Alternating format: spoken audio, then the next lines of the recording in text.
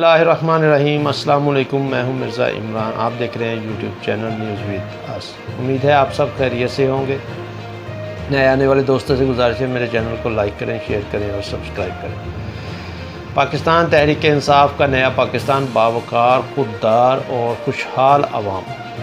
پاکستان میں حالات اس محض پر ہیں کہ اسے جناح کا پاکستان بنانے کے لیے اس کی بنیاد انصاف، امن اور خوشحالی کے اصول پر ہوں گے۔ اس بنیاد پر پاکستان تحریک انصاف ایک ترقی یافتہ اور تعلیم یافتہ، خود پر انحصار کرنے والا اور احتساب سے پاک نیا پاکستان تشکیل دے گی، جس سے پاکستان کے اندر اور بیرونی ہمسایوں کے ساتھ امن ہوگا۔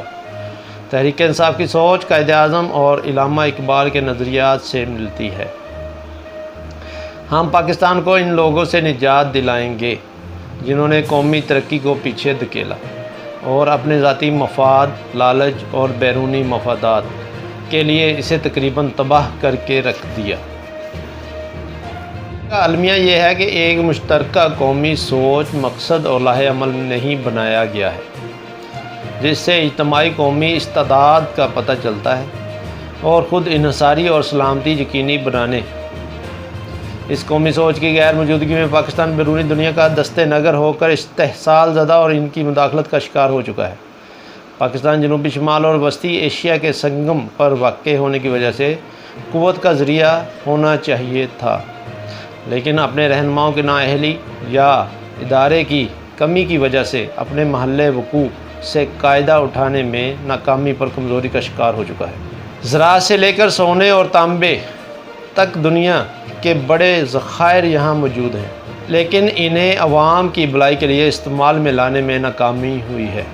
سیاسی طور پر مسلک کی کثیر القومیت کو قبول کر کے اسے شاندار قومی وجود میں بدلنے کی بجائے مرکزیت پسند ریاست بنانے کا کام کیا گیا اور قومی ترقی پر توجہ نہ دی گئی۔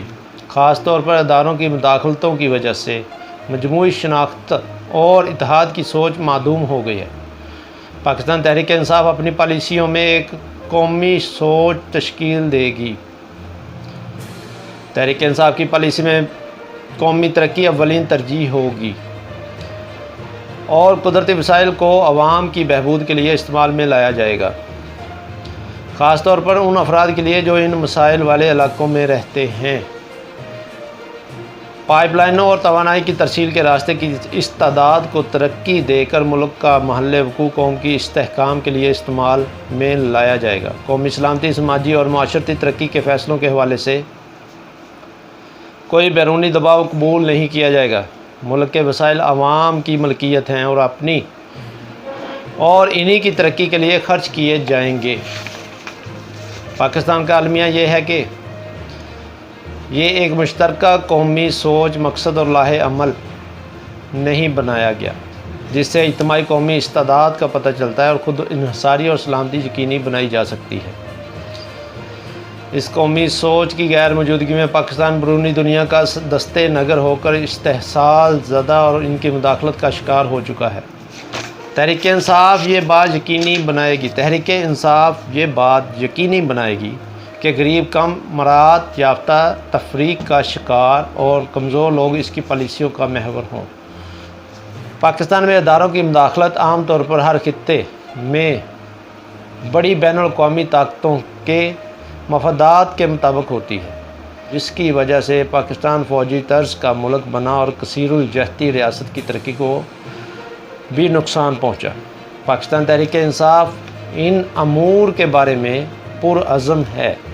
پی ٹی آئی کا نظریہ ہے کہ فلاحی ریاست کے مقاصد کی طرف کام کیا جا سکے، جہاں شہری بلا تفریق امن، سلامتی اور خوشحالی کی زندگی بسر کر سکے۔ ریاستی ڈھانچے کی مرکزیت ختم کر کے اختیارات کی نچلی سطح تک منتقلی اور مقامی سطح پر عوام کو با اختیار بنا کر متحرک انتظامی ڈھانچہ فراہم کرنا ہے تاکہ وہ اپنی خود معاشی فیصلہ سازی کے ذریعے اپنی زندگیاں بہتر بنا سکیں۔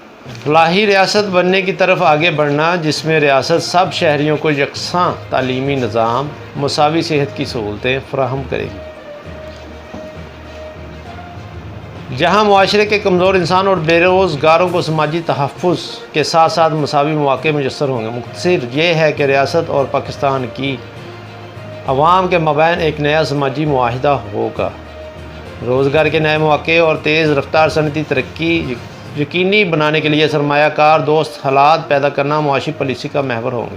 کسی بھی معاشی پالیسی میں کم از کم تنخواہ اور ٹریڈ یونین کے ذریعے مزدوروں کو نمائندگی ضروری ہوگی۔ خارجہ پالیسی میں تحریک انصاف قومی مفادات کے تحفظ کی مثال ہوگی۔